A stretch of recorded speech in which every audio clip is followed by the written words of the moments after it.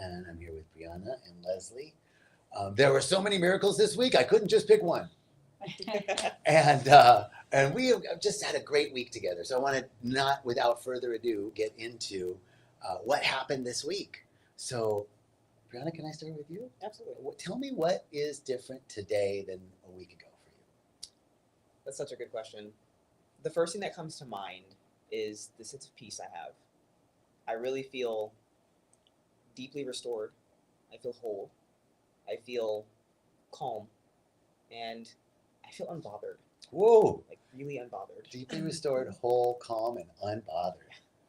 Unfuckable. Yeah. Unfuckwithable. Can't mess with me anymore. That's amazing. Yeah. Wow. Yeah. Okay. Yeah.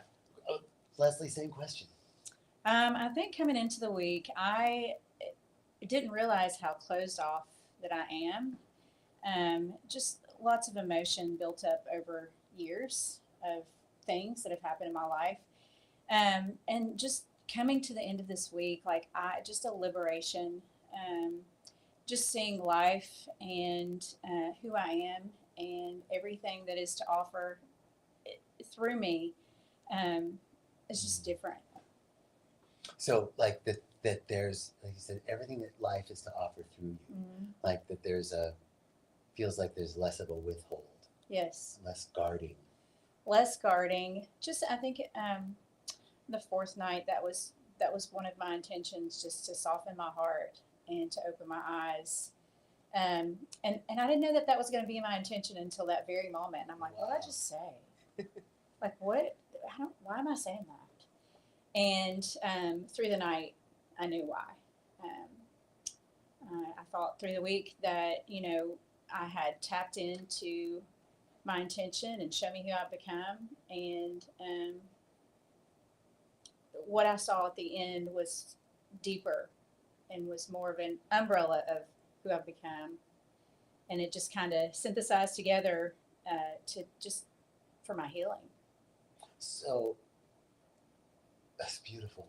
That's beautiful. I want to share with the folks that are watching that show me who I've become is one of our intentions, and what that means isn't like show me all the bad stuff about myself or show me how messed up I am, but rather show me the patterns, the strategies that I've adapted at one point to help me survive, but maybe they're not helping anymore. Right. Mm-hmm. So well, let me just back up to what brought you here. What brought you here? Why the hell you come? This was a pre-planned trip for myself. I came here deliberately on my birthday. Oh, that's right. It was your birthday on Monday. On Monday, first ceremony. Knowing that I had intentions set around a lot of the work that I've done before, wanting to just do better and be better as a person. And it was important to me to come to a place that would rip me outside of my comfort zone and thrust me into, you said you want to be better, this is what work is required. So I ended up here because that was important to me. And I feel like the rebirth process that I requested was very much fulfilled. Really? Tell me about that. So on the first night, where the intention was show me who I have become, I set that intention and I asked very clearly, I was like, I would like to see how I got to being here. What all has gone on in my life that's brought me to this moment? What do you want me to know? And she was gentle, she was kind, but she was firm. Mm-hmm. I got all the answers. I was shaking in my boots when I took that first sip of the cup. By the end of the night, I was very much at ease with what had happened, but I literally had a moment where inside of my journey, inside of that experience, I was pulled away from my ego. It just shattered before me, and I was like, what is I? I don't even know what this word is. I was struggling to understand anything, and then I just came back together, found myself in fetal position, and then I just woke up, and I was like, oh, I feel better. Who am I? And that was it, and I just said, thank you. You heard my prayer.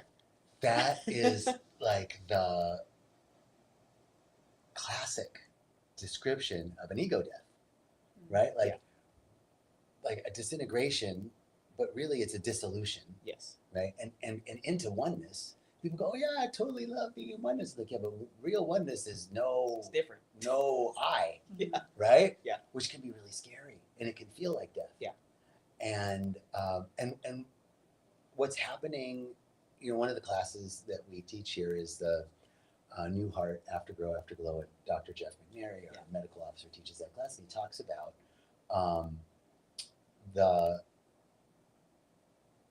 the brain requires chaos and order, and that there's a sort of distinction, and the default mode network of the brain really keeps these things separate. It's one of the things that it does. Yeah. And in plant medicine and in breath work, the default mode network is quieted, and the default mode network is our sense of self. Also, it's our sense of identity. And as that's quieted, you get that like dissolution of self, and you described it so perfectly. And then you get put back together. Like, then that quieting the default mode phase, the default mode comes back online, and there's a new sense of self. Yeah. So when you woke up and you were like grateful, thank you, what were you grateful for? I was grateful first that she heard my prayer, that my intention was honored. If there was any apprehension going into the night, it was that, well, what if it doesn't work? Mm-hmm. And what if it's too much? How will I handle it? So I had to relent and surrender. And when I did, and have it received the way that it was, and to be given the gift that I asked for verbatim, the gratitude was off the charts, legitimately. I wept because I got what I wanted. I got what I needed.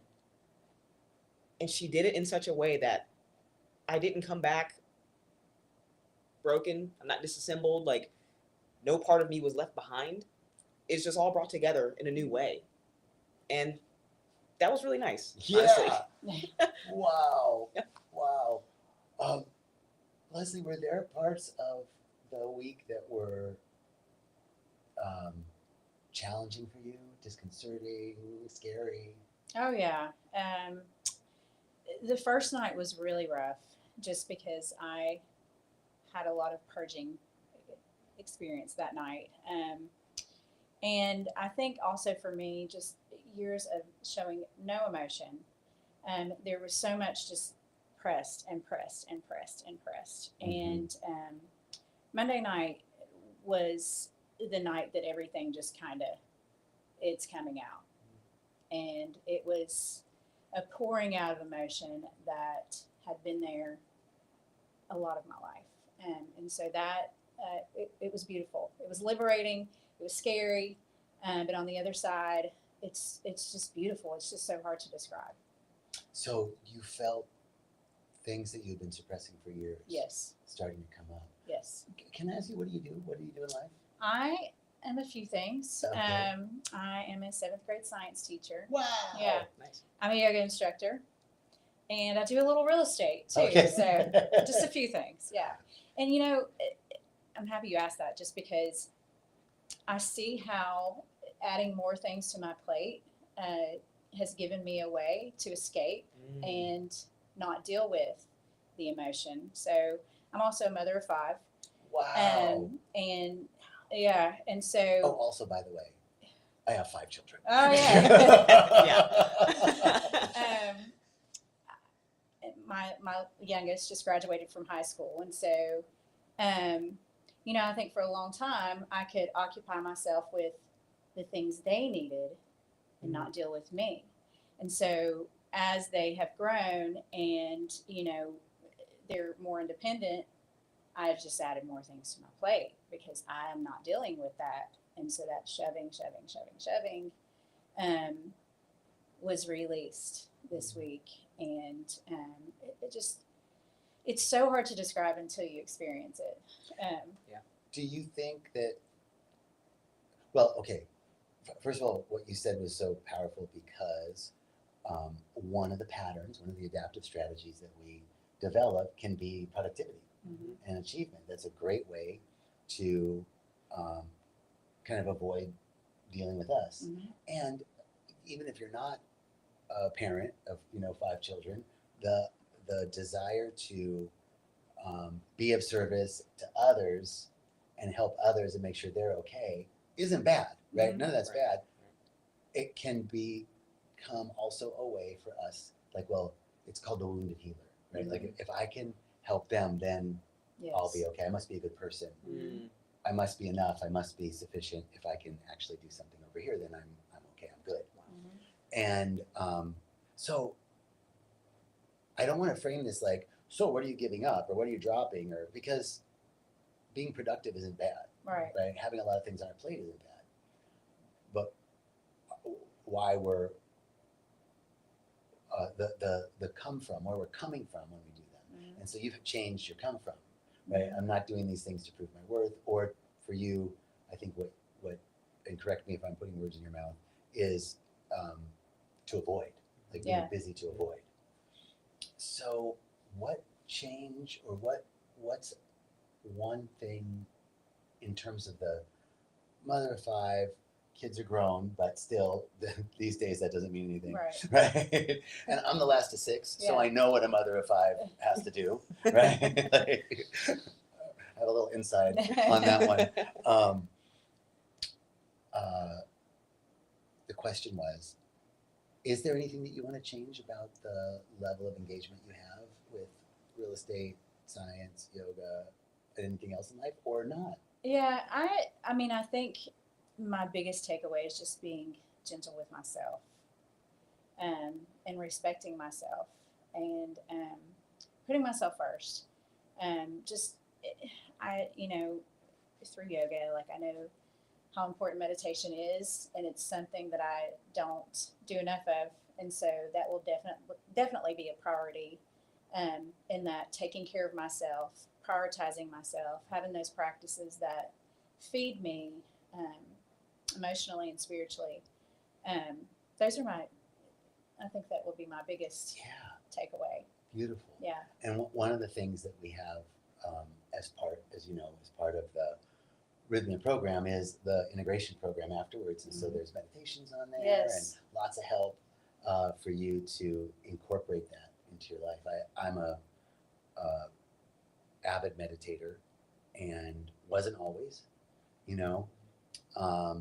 but I found that the consistency of it, like sometimes it's 5 minutes, sometimes it's a half hour, sometimes it's an hour in the day broken up, sometimes it's 10 minutes in the day, but it's every day. And that's the huge piece. So beautiful. Thank you. Thank you. Thank you. Wow. So Brianna, tell me what takeaways from this week are you carrying with you from your experience? The first that jumps to mind is the breath work itself. We do so much breathing and so much conversation around breathing here that it's kind of like the highlight for me. Knowing that I always have access to that inner sense of safety with just 2 or 3 recovery breaths, that's so rewarding. Right? It's always there, like my emergency pull, break in case of fire type thing is always there. I love that. So that comes to mind first. That's beautiful. And then secondly, I think the other takeaway that jumps out to me is it is almost never them. It's always me. So in being unfuckwithable, you start to realize the things that you're offended by, or the things you're triggered by, or the people, places, the events. It's always something that I haven't dealt with. There's always work that I need to do there. And it kind of sounds selfish, but I need to focus more on me. And in getting an opportunity to see this and go through this experience, I'm very aware now. The things and people and everything that was going on that I felt triggered by, it was always me. So lots of work to do there. Such an interesting place, because we don't want to have that be another reason for us to pile up on ourselves, right? Right. And also in that, my feelings are always valid, 100% of the time. They're not always true, right? But they're always valid. Right. And I think that's for me, you're right, it's always here. It doesn't mean that what is happening out there isn't unfair, unjust, or inappropriate, right? Right. But it's my relationship, how I relate to it, how I respond to it. Yeah. so huge. And you both mentioned kind of about putting myself first. And I have a friend who calls it divine selfishness, Mhm. you know? And M. Scott Peck in his book, The Road Less Traveled, has a definition of love that I really love. And it goes, love is the extension of oneself for the genuine care and nurturing of your own and then another's spiritual, mental, and physical well-being.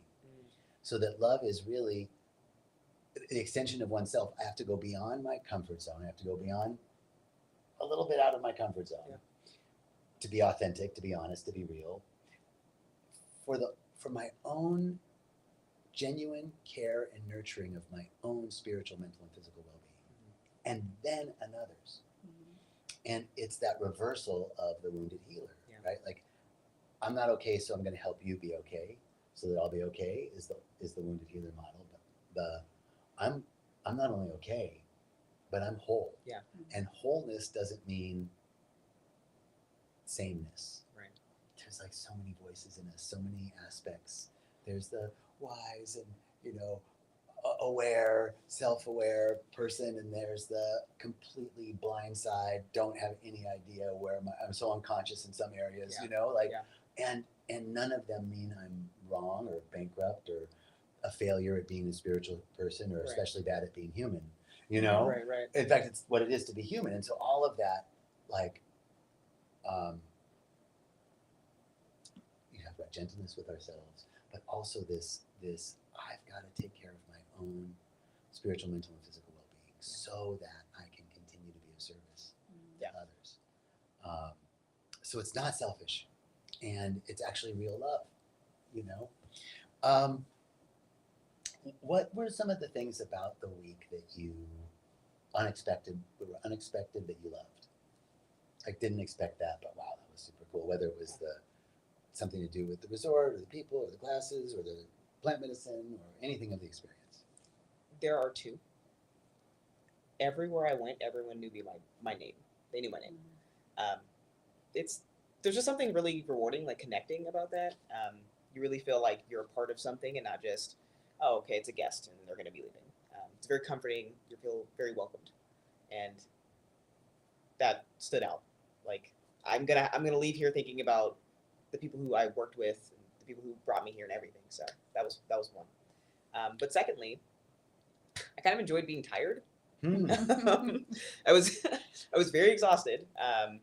This is a pretty intense schedule that we run, but you start to realize like there's merit, there's worth, there's value in the fatigue, the exhaustion, because every time you become tired, you've done something, you've unraveled something new has taken place or has been revealed to you. So I started to become grateful for fatigue. Wow, that's such a great insight. I love that, because when I'm tired, it means I've done some work. I did something hard. Yeah. Wow. I realize also I don't know, what do you do in life? So I am a counselor for a college. Oh, So that's I right. school. You did tell me. Yeah. You did tell me. We did talk about that at lunch. Mm-hmm. It's okay. Yeah. I'm not taking it personal. So cool. And I'll ask you the same question, Leslie. What was anything that stood out or surprised you about the week that you weren't expecting? What really stands out to me is how lovely every single person that is part of the staff here, just how they treat you. I mean, from the ladies in the restaurant to the front desk people, like, you feel so loved. I don't think I've ever been in an environment, honestly, that everywhere you go, the guys on the lawn, like, you feel loved by everybody. It's beautiful. It really is. It truly is. That's one of the. I mean, I've worked in the food and beverage industry for many years before transitioning to be a spiritual therapist, and I worked at the Ritz-Carlton. I worked at JW Marriott. I worked in super high-end fine dining restaurants. I've never worked with a team, and those were all exceptional customer service environments. I've never worked with a team as dedicated to the guest experience and like fully committed with like real love. Yeah. It's really an honor to be part of this team. Yeah. Truly. It's okay. Just checking. And maybe that's a sign. Okay. To wrap this up. Any last words? Anything you'd say to anybody thinking about coming, or what you would share with them? If you're thinking about coming, that's her calling. Answer the phone. Okay, beautiful. Yeah. And I guess maybe a little different question for you, Leslie, is anything else that you want to add about your experience or insights that you received that might be helpful to people? I feel like very similar. Like if you're thinking about coming, if there's something that you feel like I need to work on this to move through the rest of my life, whatever that is, this is the place to come and navigate whatever you need to go to wherever you need to go. Beautiful. Yeah. Leslie, Brianna, thank you so much. Thank you for both of you, like every week and every day you were in class. You showed up, you said yes, you were willing. So thank you for that. And thank you for agreeing to do this interview. I really appreciate it. Thank you. Thanks for having us. Absolutely. Absolutely. And hopefully we'll see you here. Come on down. All right. Ciao.